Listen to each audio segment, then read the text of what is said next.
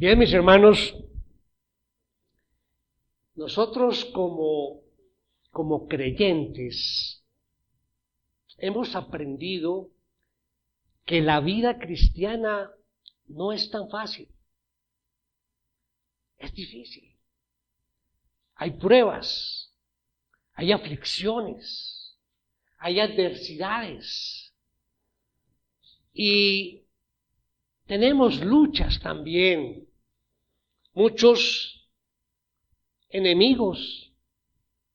Tal vez aquí no lo sentimos, pero tenemos enemigos en un momento dado. O sea que la vida cristiana no es ese camino cubierto de pétalos de rosa por la cual andamos.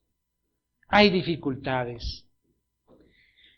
Y vemos en la historia, cuando Jesucristo estuvo aquí en su ministerio en la tierra, que también sufrió con las adversidades, con luchas, pues hasta llegar a ser crucificado por el Imperio Romano. Entonces vemos que también en la historia de la Iglesia muchos discípulos fueron martirizados. O sea, la vida cristiana no es fácil.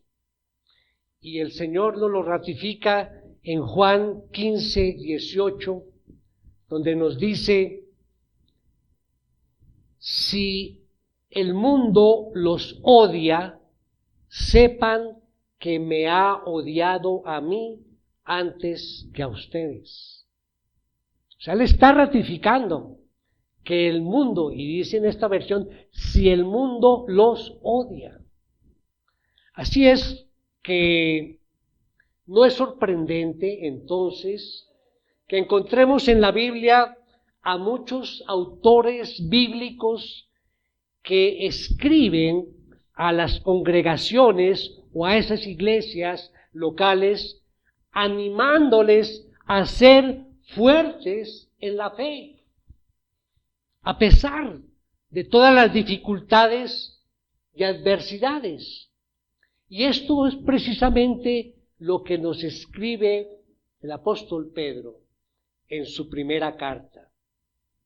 Pedro le está escribiendo a unas 7 congregaciones que estaban ubicadas allí en Asia Menor, lo que conocemos hoy como Turquía, y les estaba escribiendo a estas iglesias que eran perseguidas. Les estaba animando a que sean fuertes, a que se fortalecieran en la fe, que siguieran adelante. Ahora bien, con esto en mente, vamos entonces a leer una parte de esa primera carta del apóstol Pedro y a estas iglesias. Así es que tomen sus Biblias y vamos precisamente allí. Y hoy vamos a compartir entonces la enseñanza tomando 2 versículos como base principal, los versículos 6 y 7 de la primera epístola del apóstol Pedro. Entonces vamos a comenzar leyendo, vamos a leer desde el 5. Dice así: mediante la fe ustedes son protegidos por el poder de Dios para la salvación que está preparada para ser revelada en el último tiempo. Versículo 6. En lo cual ustedes se regocijan grandemente, aunque ahora, por un poco de tiempo, si es necesario, sean afligidos con diversas pruebas, para que la prueba de la fe de ustedes, más preciosa que el oro que perece, aunque probado por fuego, sea hallada, que resulta en alabanza, gloria y honor en la revelación de Jesucristo. Muy bien. Entonces, como mencioné, el apóstol Pedro está escribiendo a esas 7 iglesias que eran perseguidas, que venían siendo azotadas por el Imperio Romano. Que en aquel entonces no era tan fácil ser creyente. Por lo menos, si nos miramos hoy aquí nosotros, pues en medio de todo estamos tranquilos, no hay persecución así directa, no hay una amenaza, estamos bien, tenemos que darle gracias a Dios precisamente porque tenemos un sitio donde congregarnos y cómo compartir de su palabra. Pero allí en esa época, en esas iglesias, sí había una persecución y una tensión muy, muy fuerte. Pero lo extraño aquí es que en esa carta, allí en ese versículo 6 comenzando, nos dice, en lo cual ustedes se regocijan grandemente. Entonces viene esa, ¿qué pasa? Somos perseguidos, nos están atacando fuertemente y sin embargo se regocijan. ¿Por qué? Porque Pedro, antes de escribir los versículos 6 y 7, escribió los versículos 2, 3, 4 y 5. Ahí vamos a encontrar la respuesta de por qué se regocijan en medio de la aflicción. Versículo 2 dice, según el previo conocimiento de Dios Padre por la obra santificadora del Espíritu, para obedecer a Jesucristo y ser rociados con su sangre, que la gracia y la paz les sean multiplicadas a ustedes. Bendito sea el Dios y Padre de nuestro Señor Jesucristo, quien según su gran misericordia nos ha hecho nacer de nuevo a una esperanza viva mediante la resurrección de Jesucristo de entre los muertos, para obtener una herencia incorruptible, inmaculada y que no se marchitará, reservada en los cielos para ustedes. El versículo 5 también lo repetimos. Mediante la fe, ustedes son protegidos por el poder de Dios para la salvación que está preparada para ser revelada en el último tiempo. En el último tiempo. Entonces, Pedro nos está hablando aquí de la salvación, ¿sí? Si decimos aquí en el versículo 2, según el previo conocimiento de Dios Padre, nos está hablando de aquellos que fuimos escogidos desde antes de la fundación del mundo. Nos está hablando del Espíritu Santo que nos regeneró a través de la resurrección de Jesucristo. O sea que tenemos, dice allí, una esperanza incorruptible, inmaculada y que no se marchitará. Por lo tanto, esta esperanza de la que hemos hablado tantas veces desde acá, esta esperanza es la luz de toda esta obra de salvación. Así es que Pedro dice que se alegren, que se regocijen en el Señor. Y está hablando precisamente de esto, del Evangelio. Todos sabemos qué es el Evangelio, es esto precisamente. O sea, regocijarnos en el Evangelio. Cuando el Evangelio llega a una vida, ¿qué pasa? Hay gozo, debe haber gozo, debe haber alegría. Allí en el libro de los Hechos, en el capítulo 8, Felipe, el evangelista, está allí predicando el Evangelio en Samaria. Y sabemos que Samaria era una región bastante difícil. Pero allí Felipe predicaba la palabra. Y dice allí en Hechos 8:8, y había gran regocijo en aquella ciudad, porque muchos de ellos se convirtieron. Había regocijo. Es verdad que cuando un pecador se convierte, hay una fiesta en el cielo, pero simultáneamente hay una fiesta en el corazón de cada creyente. En el día de tu conversión, si lo recuerdas, tuvo que haber ese momento de gozo o de paz, ¿sí? Al saber que tus pecados habían sido perdonados.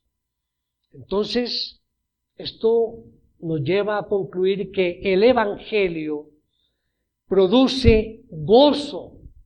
El Evangelio debe producir gozo, alegría. Y por lo tanto, si conoces el Evangelio, si amas el Evangelio, debes tener gozo dentro de ti. Sin embargo, como leímos el mensaje que hemos leído acá, tiene otra parte que no gusta tanto, ¿verdad? Cuando hablamos de que hay sufrimiento, que hay adversidad, que hay aflicciones. En el versículo 6, Pedro nos habla, sean afligidos con diversas pruebas. Habla de aflicción para todos. Entonces, hay un elemento, digamos, como positivo en el cristianismo, por decirlo así, y hay otro elemento negativo. Por un lado, lo positivo es la alegría, el gozo. Por el otro lado, la aflicción, la adversidad. Con base entonces en estos dos versículos, 6 y 7, vamos a desarrollar 3 puntos en el mensaje de hoy que hemos titulado El regocijo en la aflicción. El regocijo en la aflicción. Como siempre tenemos una idea principal. ¿Cuál es nuestra idea principal del día de hoy? El propósito de Dios al permitir las pruebas consiste en confirmar la realidad de la fe de cada creyente. Es claro, ¿verdad? Primer punto, la fe se manifiesta en gozo. En versículo 6 nos dice, en lo cual ustedes se regocijan grandemente. Entonces Pedro les está diciendo a estos hermanos que están siendo perseguidos, que se regocijen grandemente. Él está dirigiendo, como dije antes, a estas congregaciones que han sido perseguidas y rechazadas. Y está hablando de gozarse. Cuando hablamos de rechazo, yo pregunto, ¿alguna vez te has encontrado con una persona que ha sido rechazada, menospreciada por la sociedad? Las personas así suelen caracterizarse por la amargura, el odio. Se quedan como encerradas en sí mismas. No abren sus corazones a nadie. Están en contra de todo el mundo. Se aíslan. Viven como solitarios, ¿verdad? Y eso es lo que produce ese rechazo social. Pero recordemos que Dios nos creó en comunidad, no para estar solitarios allí. Dios no crea al hombre como un ser autónomo, independiente, encerrado en sí mismo, no. Dios crea al ser humano en comunidad. Y Dios incluso en la iglesia nos ha colocado en una congregación. Por eso es importante este momento de congregarnos, no estar solos, aislados.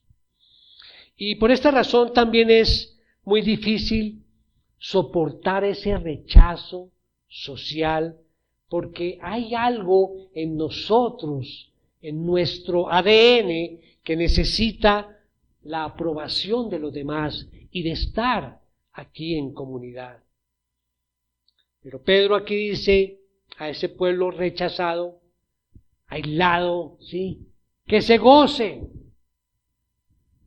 Como dijimos, ¿cómo puedes tú gozarte si la sociedad te rechaza? Ya dimos la respuesta, leyendo el 2, 3, 4 y 5. Entonces allí encontramos que, mis hermanos, que debemos acordarnos que el Padre nos eligió a nosotros. Debemos acordarnos que el Espíritu Santo nos ha concedido ese nuevo nacimiento. Lo viejo quedó atrás, ahora es algo nuevo. Nos acordamos que Jesucristo murió y resucitó con el fin de perdonar nuestros pecados. Debemos acordarnos de que tenemos una recompensa eterna en el cielo que no va a perecer nunca. Nos acordamos que en el momento presente Dios nos está guardando por su poder. Por lo tanto, si somos rechazados, debemos estar tranquilos. Mire todo lo que tenemos. Debemos estar bien. Podemos confiar plenamente en el Señor.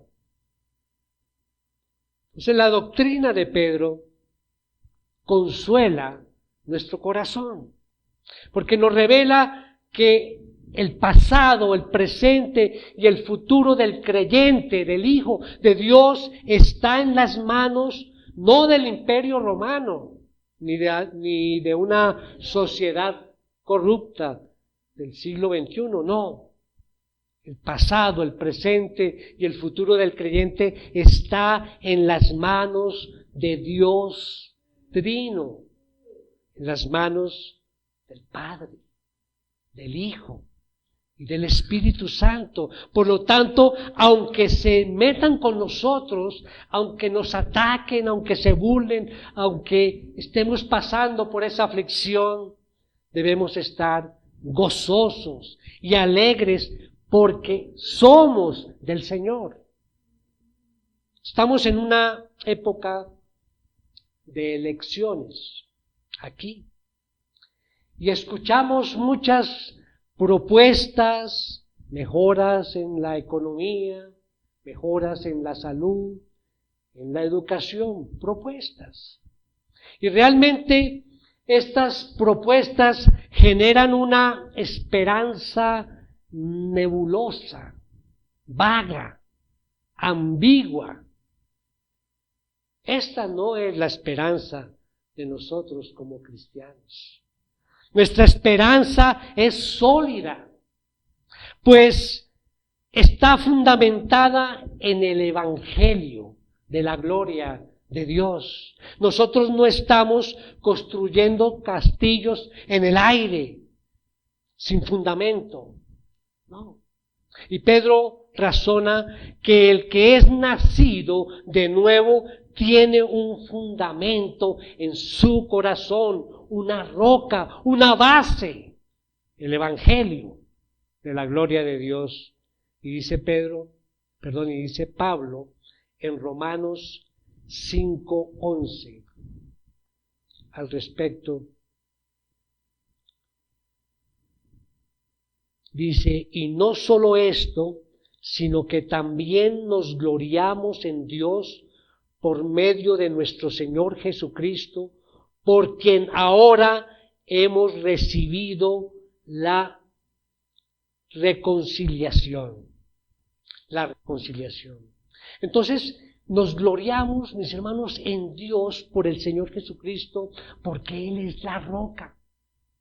Él es la base, Él es la fuente, es el fundamento, Él es el latir del corazón de cada uno de nosotros como creyentes.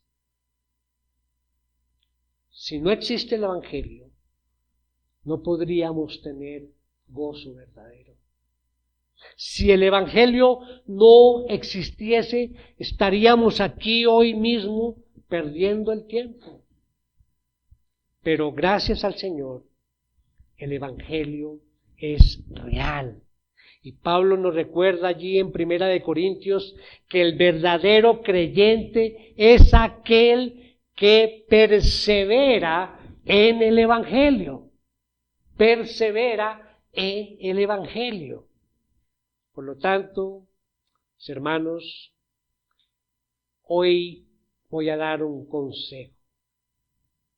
Predícate el Evangelio todos los días de tu vida. De pronto va a ser una carga porque hace 8 días y hace 15 días estábamos hablando de la oración. ¿Y qué decíamos de la oración? Que la oración hay que hacerla siempre, en todo momento, todos los días. Debemos estar orando. Y hoy les digo que todos los días también nos debemos predicar el Evangelio. Todos los días. Cuando tú te acuerdes diaria y constantemente lo que Dios ha hecho por ti en el Evangelio, wow, te vas a sentir increíblemente bien. No olvides entonces predicarte el Evangelio de Cristo.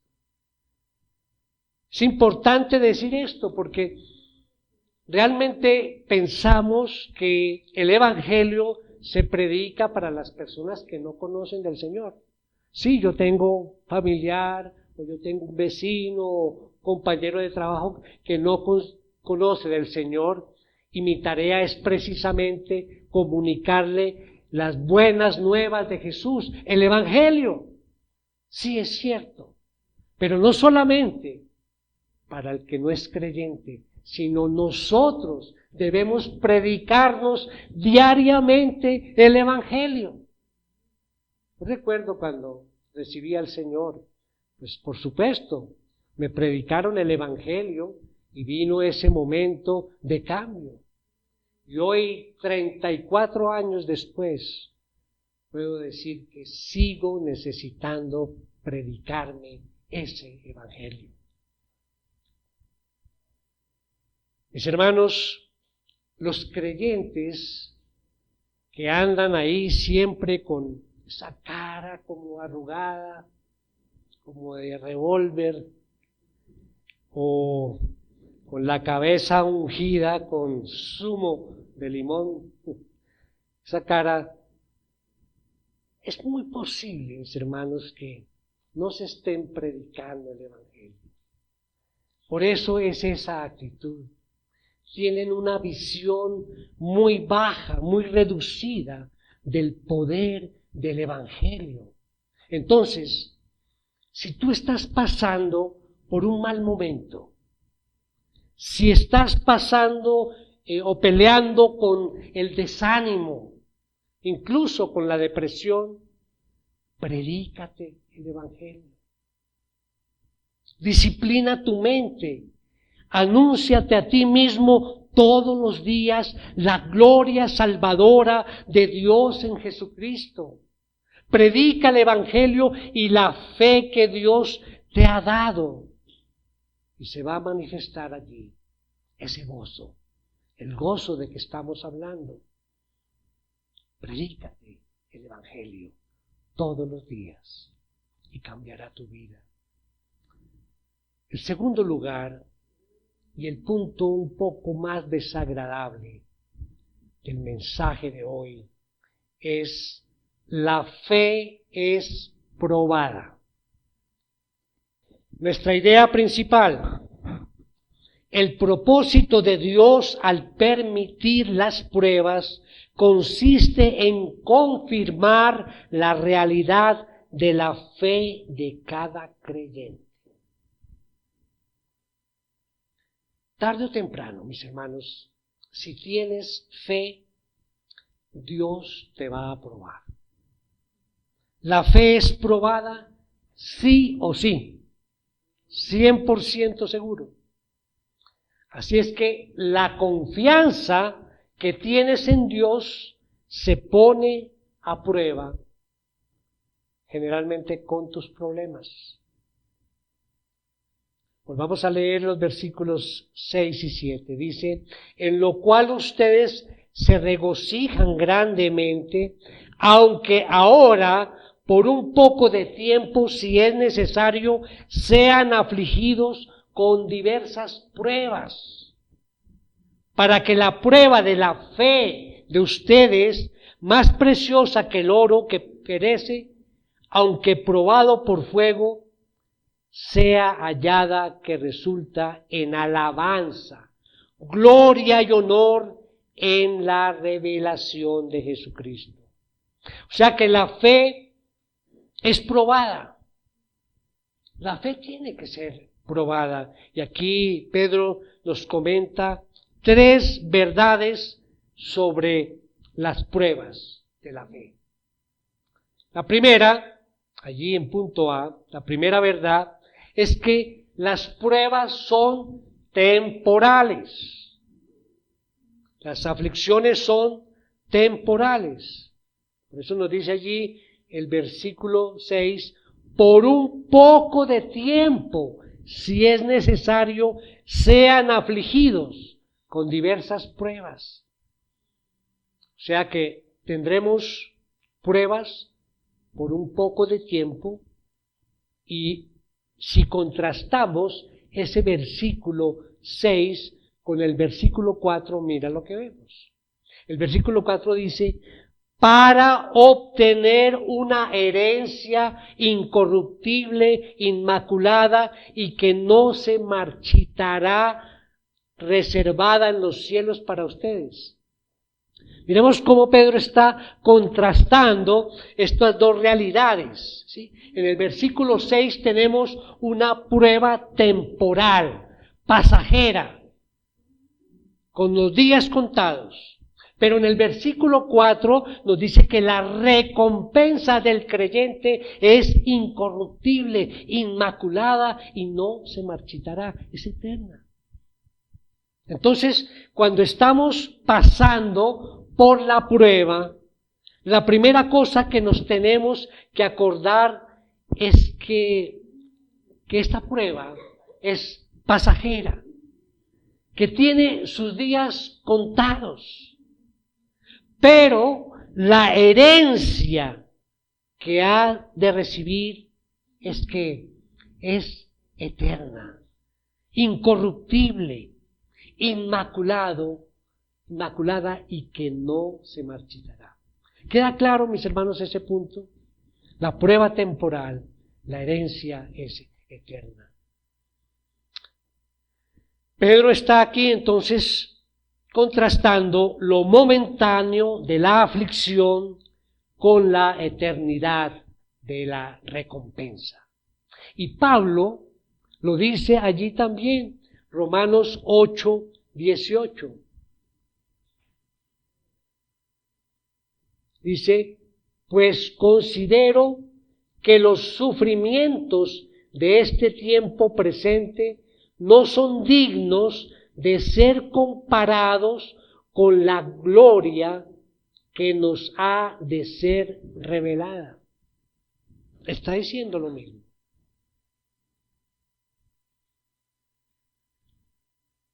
Pablo, sabemos que fue puesto a prueba mucho más que nosotros. Sin embargo, Pablo se acordó en cada momento de que la prueba era pasajera, de que esa prueba era temporal. Pero él recordaba también que la recompensa sí era eterna. Les voy a hacer una pregunta. Los animo a tomar una decisión. Dos opciones. ¿Cuál escogen? Primera opción. Te digo que Vas a tener una vida maravillosa. Tus padres o tu familia serán multimillonarios. Vas a ser un hombre o una mujer de negocios exitosos. Vas a nadar en dinero. Vas a comprarte una isla privada. Vas a tener un jet privado. Vas a tenerlo todo. Pero no vas a tener a Cristo. Esa es la opción. Y luego de tener todo esto, vas a pasar la eternidad sufriendo eternamente. Esta es la primera opción. La segunda opción, vas a tener una vida pobre, vas a ser rechazado, odiado, menospreciado todos los días de tu vida. Te van a insultar, te van a tirar piedras, vas a sufrir toda la vida. Pero al morir, pasas directamente a la presencia de Dios y disfrutas de Él por toda la eternidad. ¿Cuál opción escogerías? Yo sé muy bien, pues yo prefiero la segunda opción. Sufrir todos los días con el fin de alcanzar la gloria de Dios. Mi hermano, mi hermana, no te desanimes en la prueba. No tires la toalla. Acuérdate de la recompensa eterna. Eso es lo que importa. Lo que vivamos en este momento es pasajero. Tiene los días contados. Pero no te apartes del Señor, porque perdemos la herencia que Él nos ha ofrecido. Para el incrédulo, las cosas están al revés. Disfrutar de esta vida, gozarse esta vida, disfrutar de todos estos deleites en la vida, pero luego sufrir eternamente. Eternamente. El creyente, sin embargo, sufre en esta vida y luego recibe una herencia incorruptible, inmaculada y que no se marchitará. Pues, hermanos, la prueba es pasajera, temporal, va a acabar. Ténganlo por seguro. Si tú estás pasando por esta prueba hoy mismo, eso tiene una fecha de caducidad.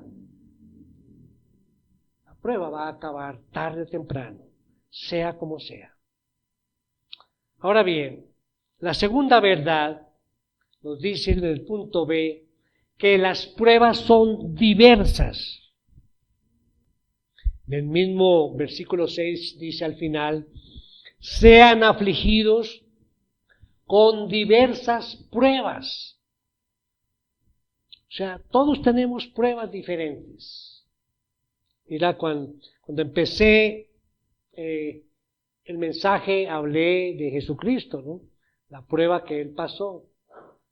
Muy diferente. Yo creo que ninguno aquí nos van a llevar a la cruz. Pienso yo que ninguno con ese sufrimiento como le pasó a Él. Inclusive los discípulos que fueron martirizados. De pronto nosotros no vamos a pasar por esas pruebas. Son pruebas diferentes. Dios nos pone una prueba a cada uno y algunas personas, por ejemplo, Dios los colma con abundancia. Y ahí pues donde se pone a prueba la fe. Esto sí es muy común. Hemos conocido muchas personas supuestamente creyentes que servían al Señor, pero se volvieron famosos y multimillonarios y le dijeron adiós, le dijeron adiós a Jesucristo, le dijeron adiós a la iglesia. Entonces la bendición, la riqueza, ¿qué pasó?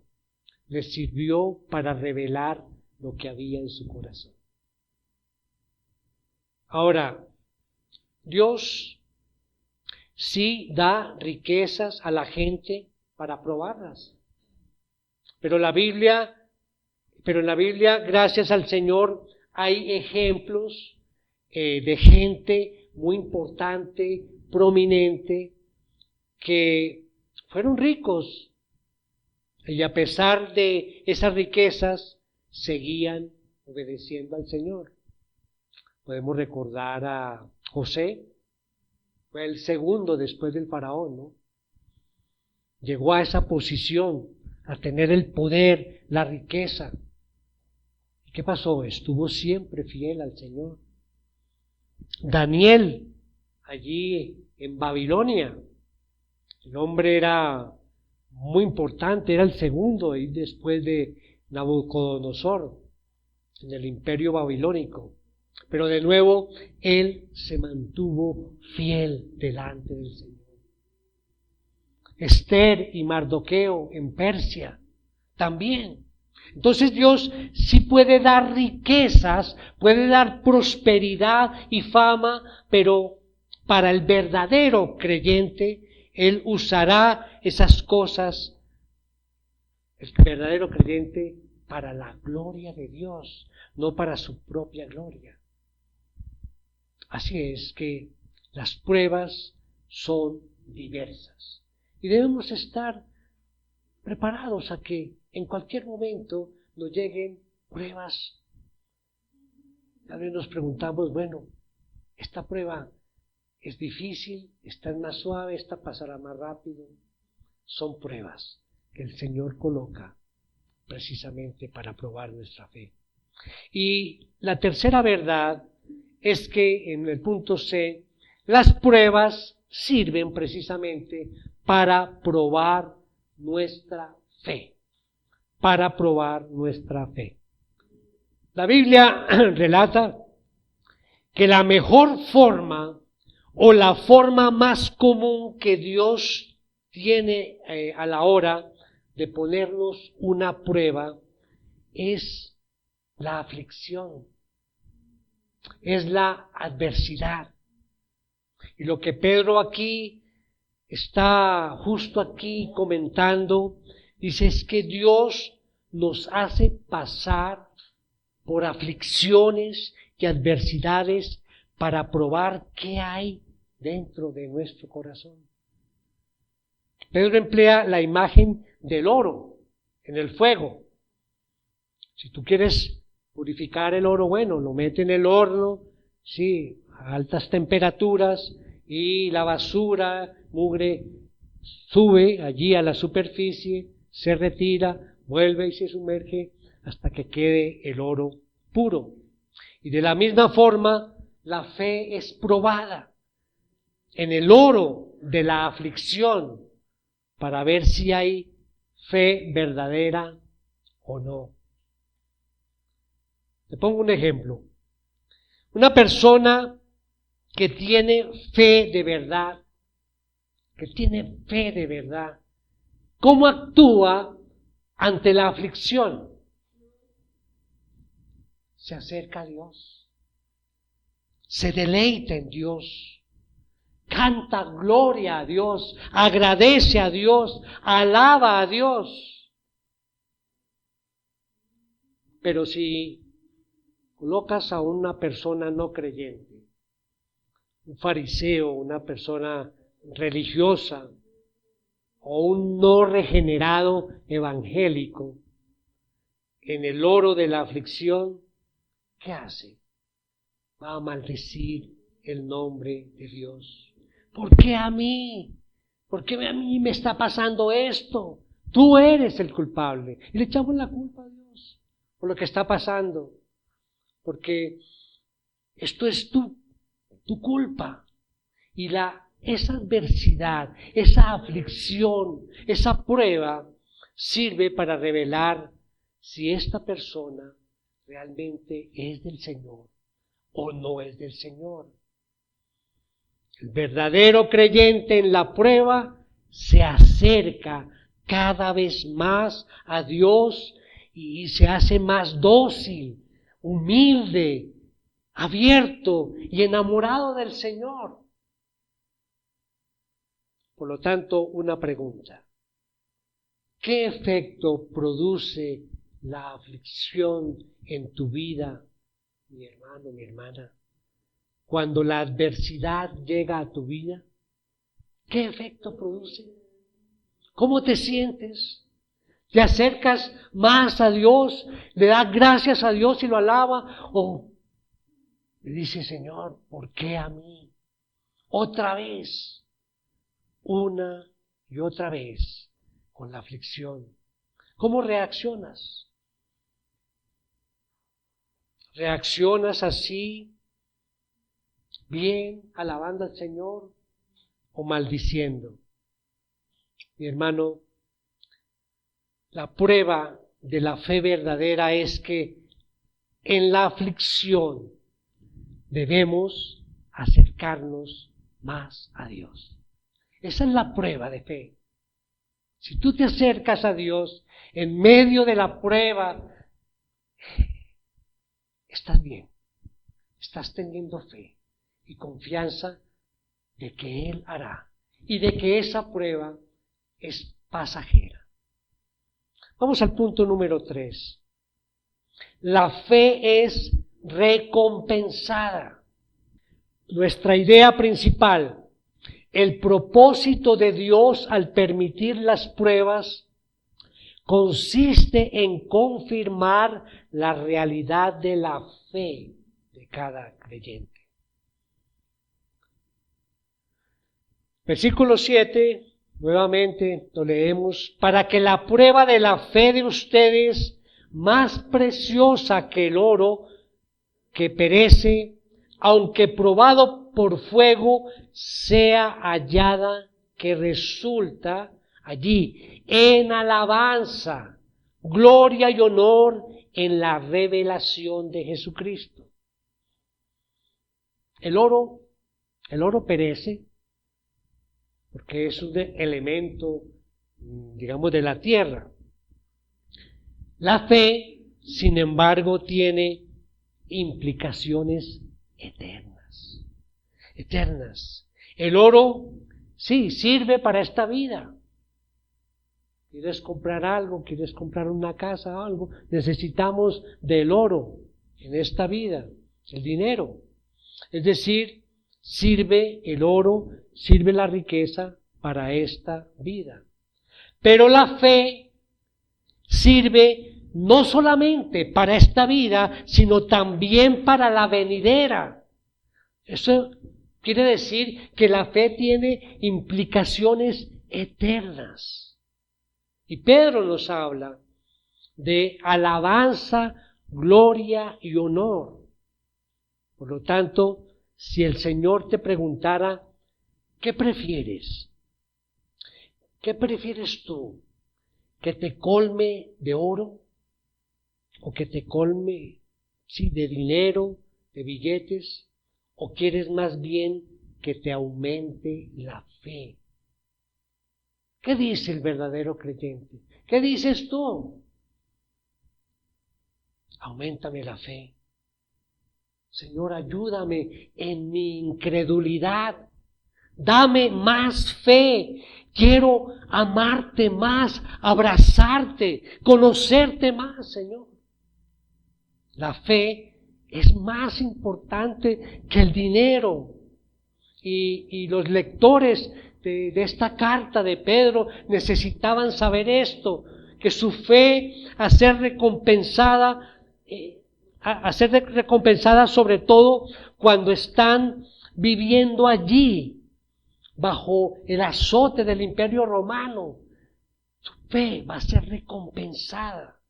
Pedro quiere que la iglesia no se enfoque en los problemas que tiene en el Imperio Romano, sino que se centralice en la gloria de Dios. Si te enfocas en su gloria, pues cuando vengan esas tribulaciones y adversidades, puedes estar seguro, firmes en el Señor. ¿Tienes enemigos en tu vida? Hermano, pregunto. Sí. Recuerda que hay uno más grande que tu enemigo. Recuerda que hay uno que está en el trono. Recuerda que un día este enemigo va a tener que rendir cuentas delante de Dios. Por lo tanto, deberías no mirar a tu enemigo con enfado o con enojo, queriéndole cortar el cuello o algo así. No, deberías sentir compasión con tu enemigo. Tu enemigo necesita la conversión, necesita el evangelio de que hemos hablado. Él necesita a Dios porque va a tener que sufrir eternamente. Entonces recuerda siempre que por muy grande que sea tu enemigo, Dios es mayor que tu enemigo. Señor Jesucristo, viene un día en el cual todos le rendirán cuentas delante del Señor. Y nuestra fe será hallada en alabanza, gloria y honor. Ese es el propósito que tenemos. Mis hermanos, Cristo volverá como todopoderoso. Por tanto, lo que tenemos que hacer en esta mañana es preguntarnos muy seriamente, ¿dónde estamos? ¿Estamos en los caminos de Cristo? ¿Tenemos fe en Cristo? ¿Es Él el centro, la razón de ser de nuestra existencia? ¿Es Cristo nuestro todo en todo? ¿O estamos viviendo para nosotros mismos? La pregunta, mis hermanos, en aquel día solamente aquellos que tienen la fe verdadera disfrutarán eternamente de la gloria de Dios. Esta es nuestra esperanza viva, que vamos a estar con el Señor para siempre. Y ese es lo que quiero que recuerden cuando salgamos de acá. Para siempre. La gloria del Señor para siempre. ¿Qué quieres en esta vida? ¿Prepararnos para la siguiente? Amén. Vamos a orar, mis hermanos, para terminar. Padre Santo, reconocemos tu señorío sobre nosotros. Señor, y aceptamos el mensaje de hoy como una enseñanza clara y perfecta sobre tu propósito de permitir las pruebas para determinar la realidad de nuestra fe. Señor, rogamos tu gracia para que nos des la fuerza y la paz para vivir de acuerdo a tus decretos, para seguirte donde quieras que nos conduzcas y para que siempre, Señor, estemos agradecidos por tu amor, por tu misericordia, por tu fidelidad. En el nombre de nuestro Señor Jesucristo, oramos hoy y siempre. Amén. Amén.